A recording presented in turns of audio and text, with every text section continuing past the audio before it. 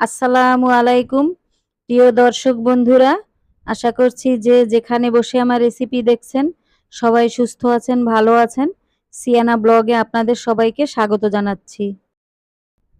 আজ আমি আপনাদের তাল দিয়ে একটি মজাদার পোয়া পিঠা বানিয়ে দেখাবো। রেসিপিটি খুবই সহজ, আপনারা ঘরোয়া উপাদান দিয়ে এই রেসিপিটি বানাতে পারবেন। আশা করছি আপনাদের সবার কাছে এই পিঠার রেসিপিটি ভালো লাগবে। চলুন বন্ধুরা, শুরু করা যাক।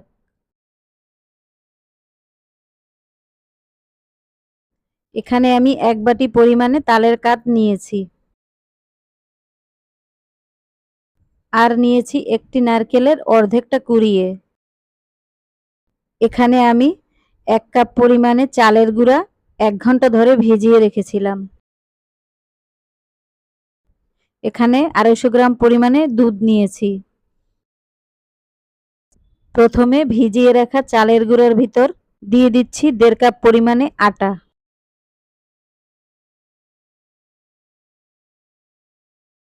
এখন দিচ্ছি স্বাদ মতো লবণ। এখন তালের কাঠটাও দিয়ে দিচ্ছি। এরপর এখানে আমি 8 টেবিল চামচ পরিমাণে চিনি দিয়ে দিচ্ছি। মিষ্টিটা আপনারা আপনাদের মন মতো দিবেন।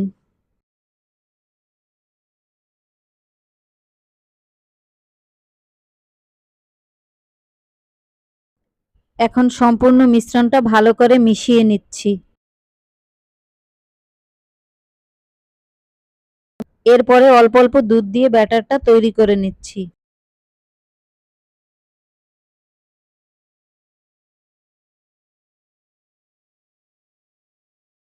এরপরে নারকেল কোড়াটা দিয়ে দিচ্ছি।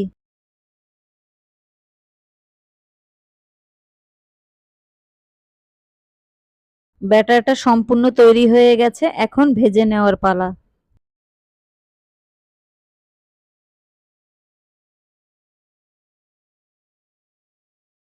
পিঠা ভাজার জন্য আগে থেকেই চুলার উপর তেল গরম বসিয়ে দিয়েছি।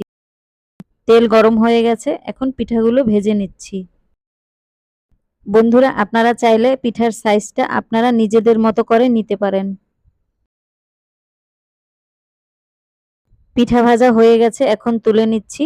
এভাবেই আমি সব পিঠাগুলো ভেজে নিচ্ছি।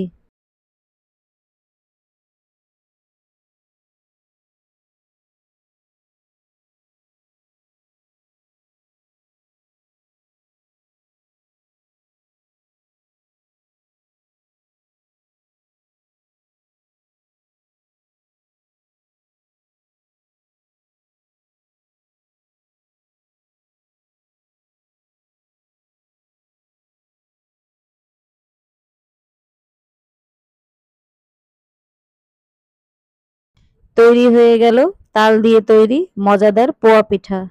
দেখলেন তো বন্ধুরা, কিভাবে আমি খুব সহজেই ঘরোয়া উপকরণ দিয়ে পিঠাটা তৈরি করে নিয়েছি। আপনারা চাইলে এভাবে ঘরোয়া উপাদান দিয়ে খুব সহজেই পোয়া পিঠা তৈরি করতে পারেন। আশা করছি আপনাদের সবার কাছে ভালো লাগবে। আমার রেসিপি যদি ভালো লেগে থাকে তবে লাইক, শেয়ার, কমেন্ট এবং সাবস্ক্রাইব করে সিয়ানা ব্লগের পাশে থাকবেন। এতক্ষণ সাথে থাকার জন্য সবাইকে অসংখ্য অসংখ্য ধন্যবাদ।